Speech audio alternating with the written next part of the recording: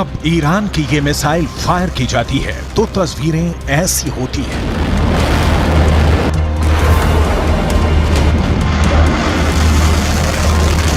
जब ईरान की ये मिसाइल अपने टारगेट पर गिरती है तो धमाका ऐसा होता है।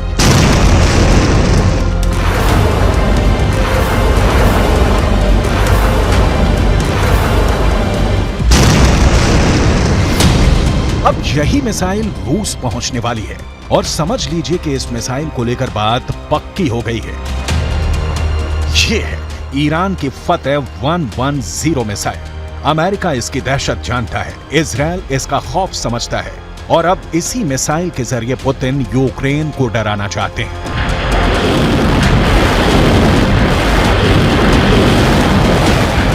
रिपोर्ट यह है कि ईरान की ये मिसाइल रूस पहुंचने वाली है और ऐसा अक्टूबर में ही हो सकता है। फतेह 110 को टेस्ट हुए पूरी दुनिया ने बहुत देखा है। अब इसकी असली हमले वाली लॉन्चिंग भी दुनिया जल्दी देखेगी। ऐसा क्यों होगा, इसके बारे में वॉशिंगटन में मौजूद institute of study of war ने बहुत साफ साफ बात बता दी है।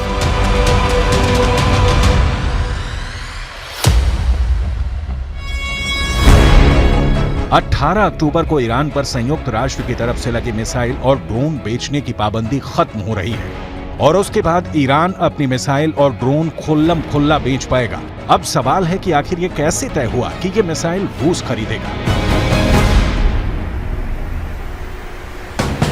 तो जवाब है कि 19 सितंबर को रूस के रक्षा मंत्री सर्गेई शोइगु ने ईरान का दौरा किया था।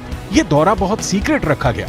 हालांकि जो तस्वीर सामने आई उसमें यह साफ हो गया कि सर्गेई शोइगु ईरान की मिसाइल देखने तेहरान आए। ईरान ने उनके सामने अपने एक हथियार की डिटेल रखी। इसमें ड्रोन भी थे और बैलिस्टिक मिसाइल भी, ठीक वैसे ही हथियार जो रूस को यूक्रेन में लड़ने के लिए चाहिए। ईरान के एरोस्पेस फोर्स के commander brigadier general Amir Ali Hajizadeh साथ साथ थे और वो बता रहे थे कि रूस को क्या क्या लेना चाहिए, किस हथियार से उनकी जरूरत पूरी हो सकती है। इसमें सबसे खास रही फतेह 110 मिसाइल। सर्गेई शोइगु ने इस मिसाइल को बहुत गौर से देखा। उन्हें बताया गया कि ये कितनी खतरनाक और सटीक मिसाइल है और ऐसे ही हथियार से रूस ज़ेलेंस्की के बड़े बड़े अड्डों को मिट्टी में मिला सकता है। सर्गेई शोइगु इस मिसाइल को देखकर काफी खुश हुए।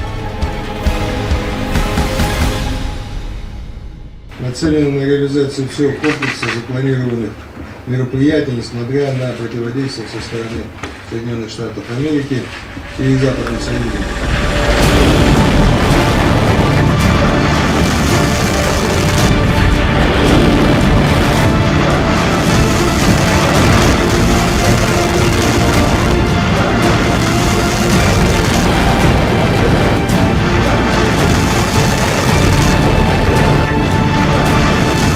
अब इससे ये बात साफ हो रही है कि 18 तारीख को जब ईरान की मिसाइल सेल पर पाबंदी हटेगी तो इसका सबसे बड़ा फायदा रूस को ही होगा और सबसे बड़ा नुकसान सिर्फ यूक्रेन को नहीं होगा, ये बात भी तय है।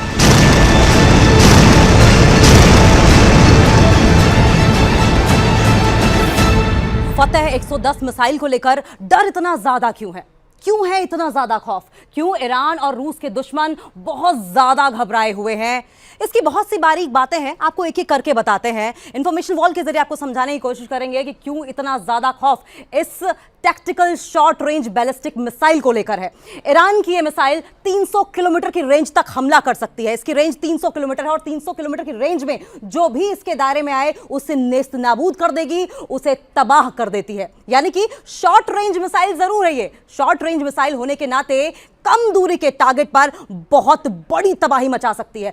3500 किलो भारी इस मिसाइल में 500 किलोग्राम का वॉरहेड है। ये 3500 किलो की जो मिसाइल आप देख रहे हैं फतेह 110, 500 किलो का वॉरहेड ले जाने में सक्षम है ये। यानी कि जहां ये मिसाइल गिरती है वहां 500 किलो वाले बम का धमाका होता है जो सिर्फ और सिर्फ अपने साथ तबाही लेकर आता है।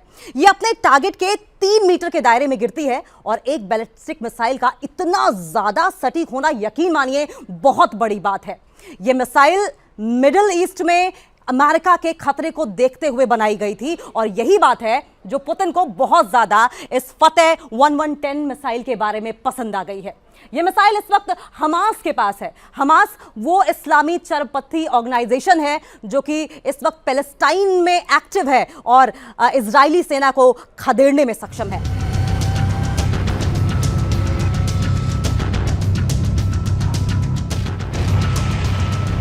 फतेह 110 वाकई बहुत खतरनाक मिसाइल है। इस मिसाइल के नए वर्जन फतेह 313 इससे पहले अपना प्रैक्टिकल दिखा चुकी है। इसी मिसाइल से ईरान ने इराक में मिलिट्री बेस पर हमला किया था।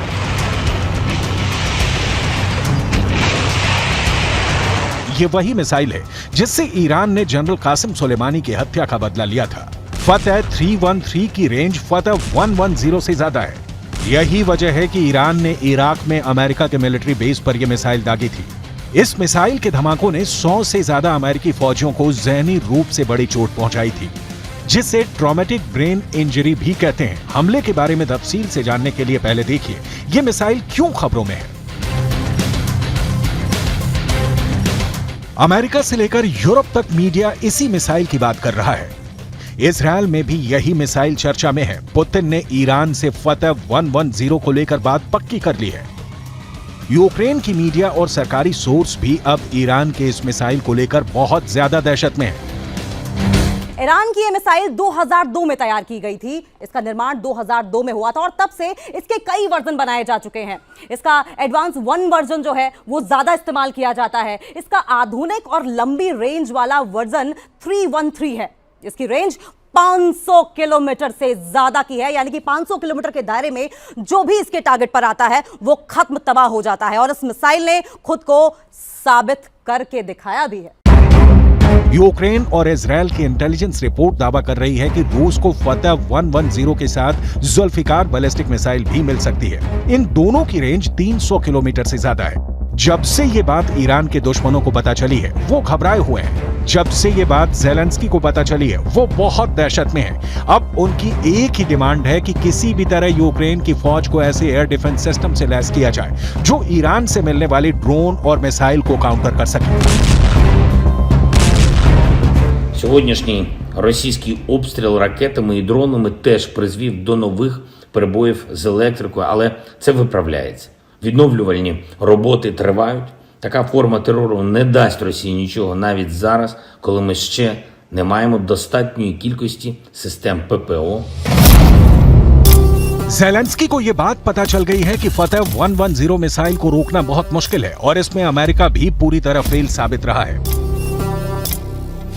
8 जनवरी 2020 को ईरान ने जब इराक में अमेरिका के 2 मिलिट्री बेस पर हमला किया, ये उसकी सैटेलाइट तस्वीरें हैं। ईरान ने चुन चुन कर अमेरिका के अड्डों को तबाह किया था। कई हैंगर, कई कमांड कंट्रोल सेंटर पूरी तरह तबाह हो गए थे। अमेरिका को हमले की जानकारी तो मिल गई थी, इसलिए उसके सैनिक आसपास अंडरग्राउंड हो गए थे।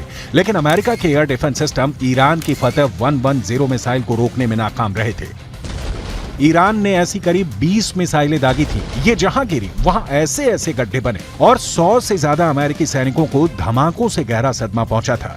ऐसी ही मिसाइल पावर से पुतिन लैस होना चाहते हैं ताकि वो ज़ेलेंस्की को वो वाला सबक सिखाएं जो ईरान ने अमेरिका को सिखाया था।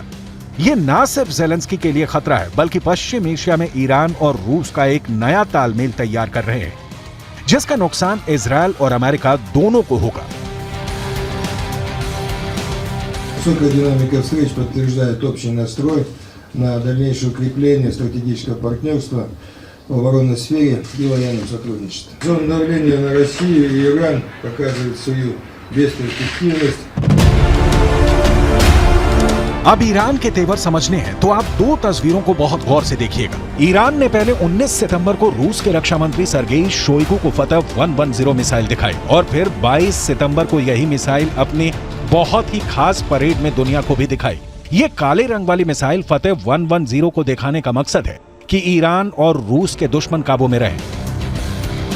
सवाल है कि रूस और ईरान साथ आए तो ज़ेलेंस्की क्या करेंगे? एयर डिफेंस तो ठीक है, लेकिन टक्कर तो बराबर की होनी चाहिए। इसलिए ज़ेलेंस्की के ऑपरेशन को भी बहुत गौर से समझिएगा। ज़ेलेंस्की को अब एटैकम्स मिसाइल मिलने जा रही है जो हाइमर जैसे लॉन्चर से दागी जाती है। इसकी रेंज 300 किलोमीटर होती है। अमेरिका से लेकर यूक्रेन तक तमाम मीडिया और देश की सरकारें अब इसी मिसाइल की बात कर रही हैं।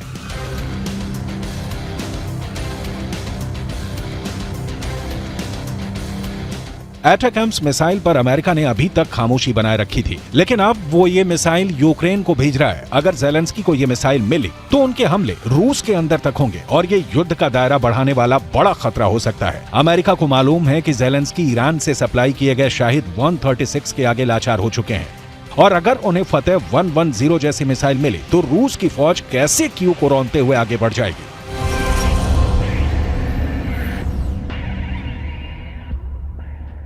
The most recent escalation, the United States strongly condemns Russia's missile strikes today, which continue to demonstrate Putin's brutality.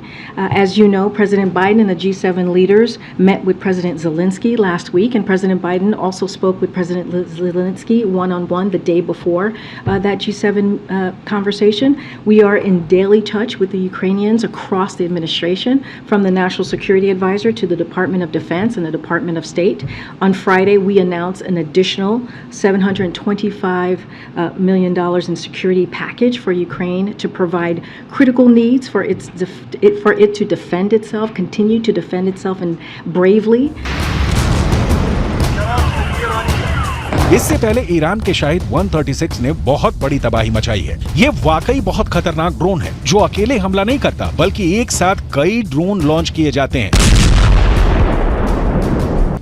ये आत्मघाती ड्रोन है। इन्हें ईरान का कामिकाज़े ड्रोन भी कहा जाता है, जो यूक्रेन की पोजीशन पर अटैक कर रहे हैं। देखा जाए तो ईरान अब सीधे तौर पर नहीं तो एक अलग मोर्चे पर अमेरिका को सबक सिखाना चाहता है, और इसीलिए उसने अपनी ड्रोन वाली ताकत रूस को दी है। जब ड्रोन से अटैक होता है तो आसमान से तबाही बरसती है। ये इसका ओरिजिनल वीडियो है।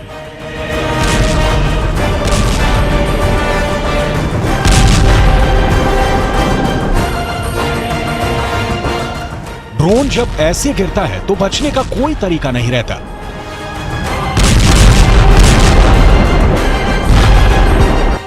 ये स्वार्म अटैक यानी एक साथ मधुमक्खियों की तरह हमला करते हैं। ये जहां टारगेट करते हैं वहीं हमला करते हैं। ऐसे ही हथियारों की सबसे बड़ी प्रयोगशाला बन चुका है यूक्रेन। ईरान ऐसे युद्ध में एक नई एंट्री है और उसके ड्रोन ईरान की ड्रोन पावर को पूरी दुनिया में पहचान दिला चुके हैं।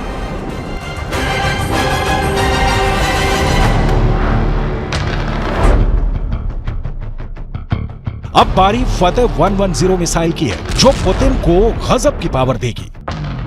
ईरान के हथियार मिलने से पुतिन को जबरदस्त फायदा हुआ है, जबकि ज़ेलेंस्की को अब बड़े नुकसान का खतरा समझ में आ गया है, क्योंकि अब ड्रोन के साथ रूस के पास ईरान की मिसाइल भी आने वाली है। पुतिन और ईरान की दोस्ती अक्टूबर के महीने में अमेरिका और नाटो को बहुत धक्का पहुंचा सकती है। ईरान से निकाली गई आग अब यूक्रेन में नए शोले भड़काने वाली है और पुतिन इसके लिए पूरी तरह तैयार हो चुके हैं।